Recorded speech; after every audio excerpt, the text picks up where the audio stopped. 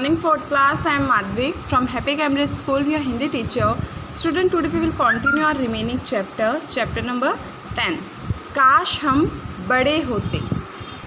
हमने कहाँ तक पढ़ लिया था बेटा कि जो डब्बू की मम्मी है वो रोते हुए आती है और डब्बू उनको चुप करवाता है. उसके बाद जो डब्बू के दादाजी होते हैं वो प्रवेश करते हैं गीत गाते हुए मीन्स गाना गाते हुए वो रूम में एंट्री लेते हैं.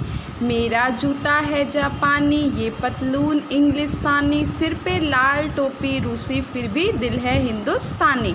ये कौन गाना गा रहा है? ये डब्बू के दादाजी गाना गा रहे हैं. दादाजी, मेरी साइकिल में हवा भरवा दो, मैं नानक चंद के साथ सीडी लेने जा रहा हूँ, मेरे नए सैंडल कहाँ हैं? अब दादाजी क्या कहते हैं डब्बू को कि मेरी साइकिल में हवा भरवा दो, मैं नानक चंद के साथ सीडी लेने जा रहा हूँ और मेरे सैंडल कहाँ हैं? किससे कहते हैं वो? डब्बू से कहते हैं. शीनू, लो अब इनकी भी सुन लो. डब्बू, मैं तो सुबह से सबकी सुन रहा हूँ, मेरा सिर फटने को हो रहा है, ज़रा एक गिलास पानी तो दे दो. डब्बू क्या कहता है शीनू से? मैं सुबह से सबकी सुन के परेशान हो चुका हूँ, मेरा सिर फटा जा रहा है दर्द से, तुम मुझे ज़रा एक गिलास पानी दे दो. रस्सी कूदती हुई चाची जी का प्रवेश. अब जो डब्बू की चाची जी हैं वो प्रवेश करती हैं रूम में रस्सी कूदती हुई. चाची जी, मुझे भूख लगी है, जल्दी से कुछ खाने को दो. भूत मीन्स भूख लगी है, ठीक है. छुबा से छिलफ दो तोतले था और कुछ भी नहीं, मुझे भूख लगी है. इसकी चाची तुतला के बोल रही है, जैसे बच्चे बोलते हैं ना कि मुझे भूख लगी है, मुझे भूख लगी है, सुबह से मैंने कुछ भी नहीं खाया, तो वही कह रही है कि मुझे भूख लगी है, मुझे कुछ खाने को दो, सुबह से मैंने सिर्फ 2 चॉकलेट खाई है और कुछ भी नहीं खाया. डब्बू, हे भगवान, खाने के बारे में तो मैंने सोचा ही ना था, अब क्या करें? शीनू, मैंने तो कभी रोटी नहीं बनाई. हाँ, 1-2 बार मम्मी को बनाते हुए ज़रूर देखा है, हम कोशिश करके देख लेते हैं. शीनू क्या कहती है? मैंने तो कभी रोटी बनाई नहीं है, लेकिन जब मम्मी बनाती है तो मैंने उनको देखा था कि मम्मी रोटी कैसे बनाती है, तो हम एक बार ट्राई कर लेते हैं, क्या पता हमसे बन जाए. डब्बू, ठीक है, चलो मैं सूरज की दुकान से सब्जी ले आता हूँ, तब तक तुम आटा गूँथ लो. डब्बू क्या कहता है शीनू को?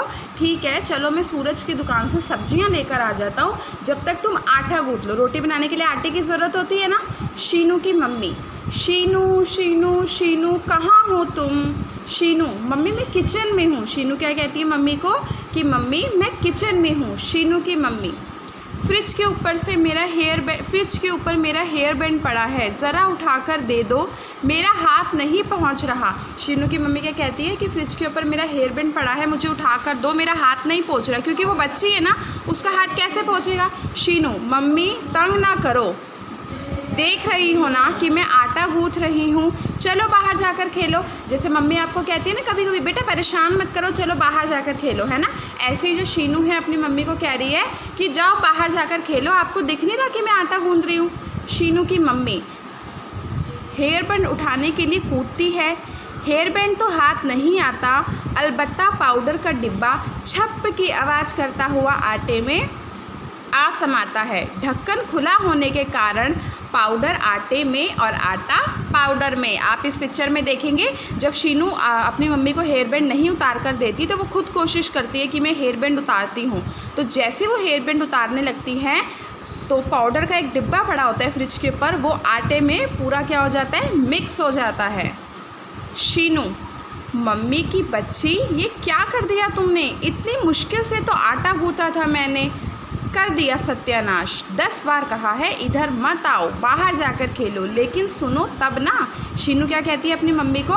मम्मी की बच्ची, सारा नाश कर दिया. मम्मी आपको कहती है ना कभी कभी मजाक में जब आप बहुत दुखी करते हो, तो वो क्या कहती है अपनी मम्मी को? मैंने आपको कितनी बार बोला है कि इधर आकर मत खेलो, बाहर जाकर खेलो, लेकिन आप सुनो तब ना. शीनू की डांट सुनकर मम्मी की रुलाई फूट पड़ती है मीन्स उनको रोना आ जाता है. तभी सब्जी का थैला लेकर डब्बू का प्रवेश, पसीने में तरबतर है. उधर से शीनू की मम्मी रो रही होती है और उधर से जो डब्बू होता है वो सब्जी का थैला लेकर घर पे पहुंच जाता है, और जब वो घर आता है पसीने में बिल्कुल तरबतर होता है. डब्बू, अब इनको क्या हुआ?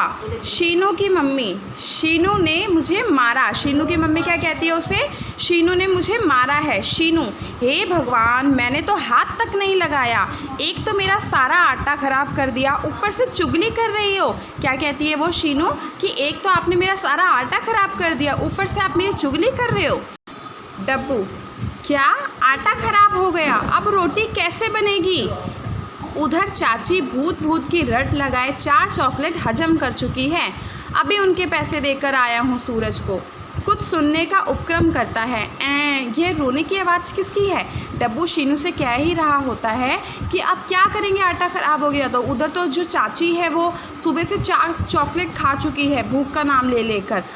वो बोल ही रहा होता है, उतने में उन्हें रोने की आवाज़ सुनाई देती है। शीनू, मुझे तो चाची की आवाज़ लग रही है। डब्बू, इनको रोने और खाने के अलावा और कोई काम है कि नहीं?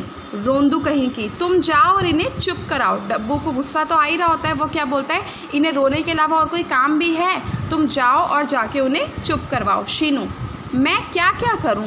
तुम खुद ही जाकर देख लो, मेरा तो अंग अंग ढीला हो रहा है। अंग अंग ढीला हो रहा है मीन्स बहुत ज़्यादा थकावट हो रही है। हे भगवान, हमने तो मुसीबत मोल ले ली बड़े होकर। मुझे क्या पता था कि बड़ों को इतने काम करने पड़ते हैं। अब इनको रियलाइज़ हो रहा है कि जो हम सोचते थे कि काश हम बड़े होते, काश हम बड़े होते, बड़ा होना कितना मुसीबत का काम है। तो वो क्या कह रहे हैं कि हम तो छोटे ही अच्छे थे। डब्बू, हाँ ठीक कहती हो, छोटे थे तो सिर्फ पार्क में घूमना, झूले पर झूलना, नदी में पत्थर फेंकना, कुत्ते की सवारी करना, लूडो, कैरम, साइकिल, सबका आनंद लेते थे। बारिश में तो कई हवाई जहाज़ बनाकर सर्र से गलियों में दौड़ निकलती थी। अब इतनी जिम्मेदारियाँ, उफ़, हे भगवान, मुझे पहले जैसा बच्चा बना दो।